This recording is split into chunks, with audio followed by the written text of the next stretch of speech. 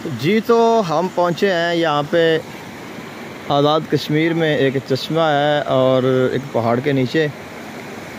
बच्चों की बड़ी ख्वाहिश थी और मेरी जो तबीयत इस तरह की नहीं होती अक्सर, लेकिन बस बच्चों की ख्वाहिश पे आए हैं। लेकिन माशाल्लाह अल्लाह ताला की कुदरत के हसीन नज़ारे हैं यहाँ पे।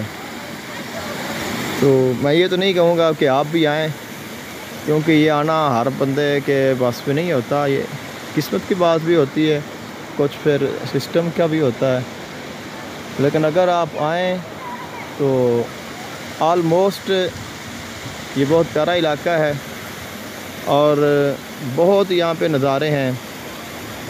तो यहाँ पे ज़रूरी ये है कि कोई आपके साथ हो और कोई आपको रखने वाला हो, जिसके पास आप रह सकें, और ख़ुसूसन वो हो कि जिसको यहाँ के रास्तों का, यहाँ की जगहों का पता हो। क्योंकि अगर आप नए आएंगे फिर एक तो आपको पता नहीं होगा रास्तों का, दूसरा फिर यहाँ पे माहौल थोड़ा सा चेंज होता है, माहौल पर आपको असरअंदाज होगा।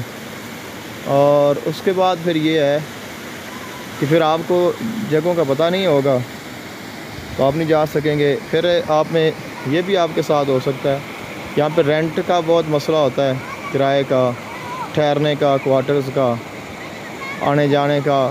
तो ये अगर कोई बंदा आपका जानने वाला हो तो आपको अच्छे से गाइड कर सकता है।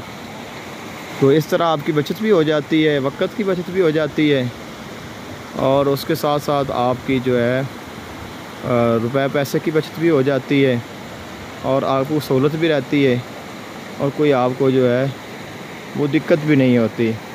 तो यकीनन ये बहुत प्यारा और हसीन नज़ारे हैं, और यकीनन कश्मीर है तो फिर कश्मीर की क्या बात है।